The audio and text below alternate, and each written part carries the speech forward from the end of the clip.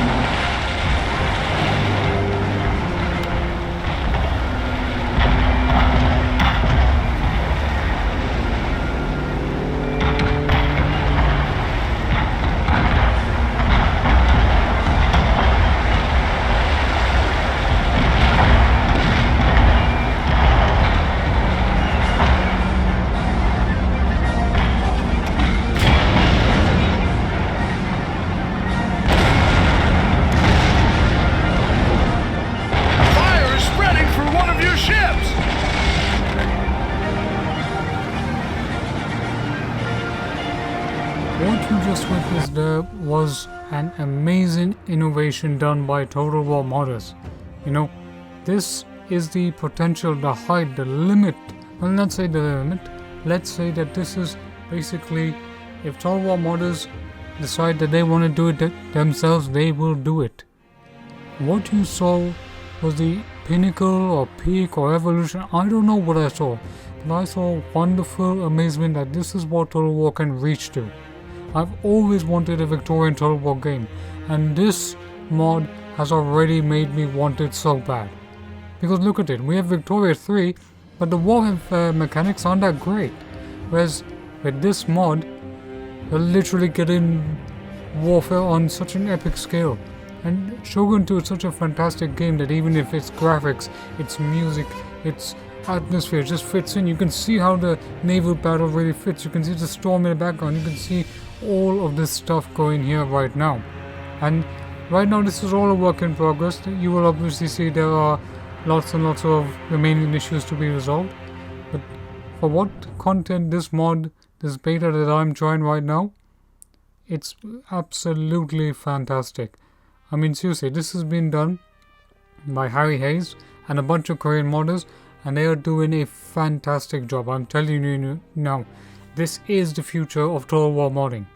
If we get such big ambitious mods like this, then this is going to revolutionize Total War.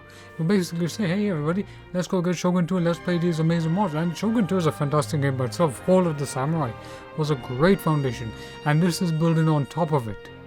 You know, I have had so much intense campaign playthroughs, and of course everything is going to be retextured, remodeled, because there is still a huge amount of content being already added. This is not just some ordinary mod. This is one of the biggest ambitious overhauls that I've seen in a long time. I remember going into TWC forums back in the old days and making a mod thread called "Let's do a 1904 or 5 Russo-Japanese War." Right? That was it. And they never went that far. And here we have modders doing the impossible. I'm telling you, the impossible. And I had to take a pause when I said impossible as well at the same time. And okay, you're gonna ask me, okay, so what's special about Fall of the Dragon Empire mod? What is it about this mod that literally says to everything else, well, yeah, whatever? Here's what I say. There is a huge amount of units already for many factions, alright? The Qing Empire has a lot of units for the Boxer Rebellion. This is going to be featured a lot of events from all the Victorian time period, I believe, even covering the first Sino-Japanese War, all the way till 1904 or 5, I think, and maybe more. There is going to be a lot of new custom maps, there's going to be a lot of new custom units, and there'll be a lot of retexturing and a lot of units already redone. You can play as the United States, you can play as the Prussians, or the French, or the British. Obviously, you will be playing in the confines of what is East Asia, but I believe in the future they will probably expand this way over to other big regions. We will also, in the future, get a Spanish-American war as well in the Philippines. So basically, this is the start of a revolutionary new campaign map. This is the start of something big. It's the start of something which I am seriously going to tell you now, guys. If you're in the West and you've seen all these fantastic mods, you've seen nothing when it comes to this mod. I will repeat again. You've seen nothing. This is just absolutely amazing. And I keep on repeating myself, but if you want to hear more, I'm going to tell you more here right now. But there are 10 factions you can play right now. The Russian Empire, the German Empire, the French Empire, Great Britain, the Qing Dynasty, Chosun, Japan. Well, basically the Satsuma, Choshu, Edo Shogun. You can do the Boshin War, basically. The Netherlands and the United States of America. But be aware that most of the foreign powers will be conclaves within China, or maybe Korea, or maybe Japan. And of course you'll have the Russians bordering the Koreans in that border around there as well. But you can experience units from 1868 all the way to 1910, and these are infantry, artillery, cavalry units, and naval warships. So you're going to be seeing a big technological change as you play your campaign throughout the era. You can get new units, you can see westernization reforms, you can see a whole bunch of things. and artillery is key in battlefields. Naval warships having an advantage in that is also key as well. There will be many unique animations for breech loading guns, muscle guns, loading guns, Gatlings and stuff. There will be so much more. There's already so much great content. I'm already putting up the images here right now so you can see how much work has been made into modeling the warships, modeling the unit uniforms, doing everything. The modders are doing a fantastic piece of work. And I saw this mod on YouTube and I said to them, look guys, let me showcase this to the English audience. Let me showcase this. Let me tell you what an amazing mod that it's already been, it's not even been noticed. This is what I'm saying. The next few years of Total War are going to be carried by mods. Mods are going to deliver the goods for Total War. Alright? And we are going to be getting absolutely amazing content. I can play as Japan. Alright? I can play as Dai Nippon and take my army, take my Meji Imperial army and go and conquer all of Asia. Right? But at the same time, what if I play the Koreans? What if I play the Koreans or the Chosun and I begin a new Korean Empire? Right? I fully subjugate the Russian borders, I fully go to the Qing Empire and basically it's all Korea rules over all.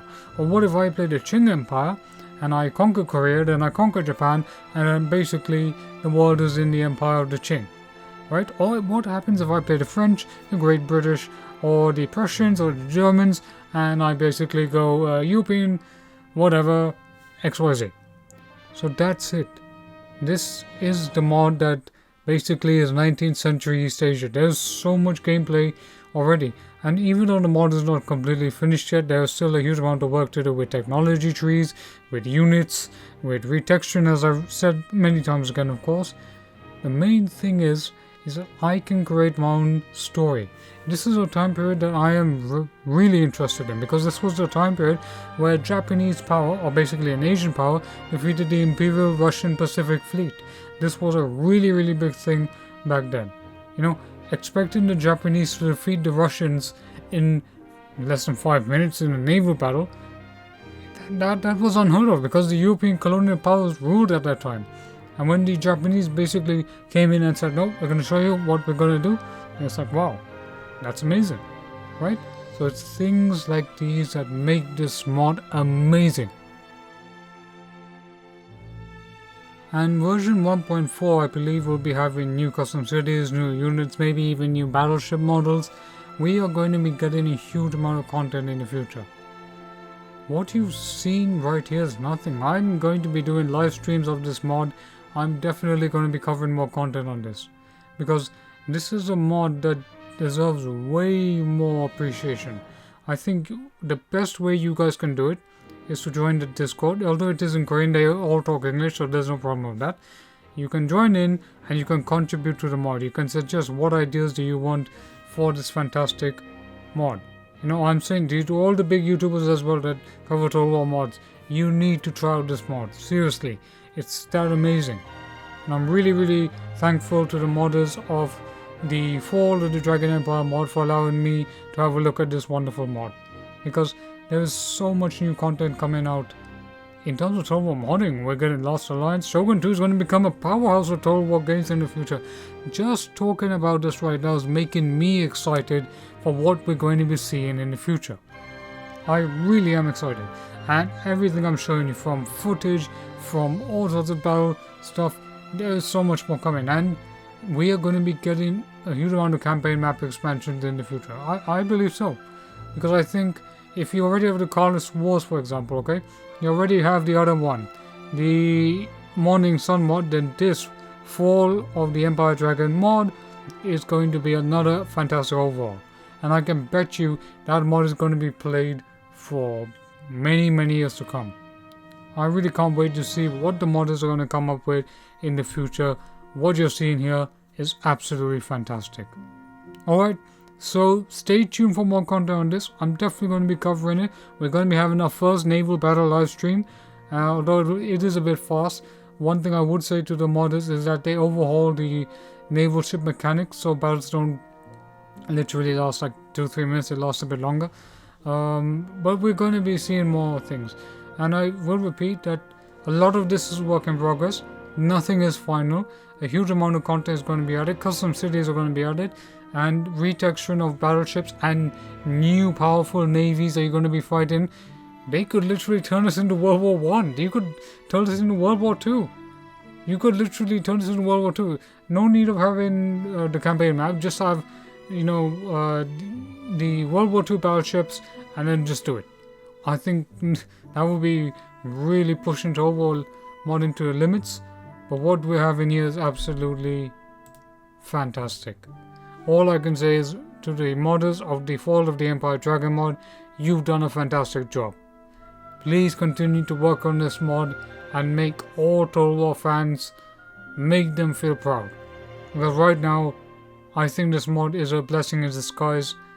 You guys are doing great effort. You're like the World War One mod. It's always because of Total War mods that I think Total War is always great. And vanilla Total War always great. But what we're having here right now, it's just fantastic. So don't forget to leave a like, share, comment and subscribe. And I will see you on the next video. Stay tuned for more content.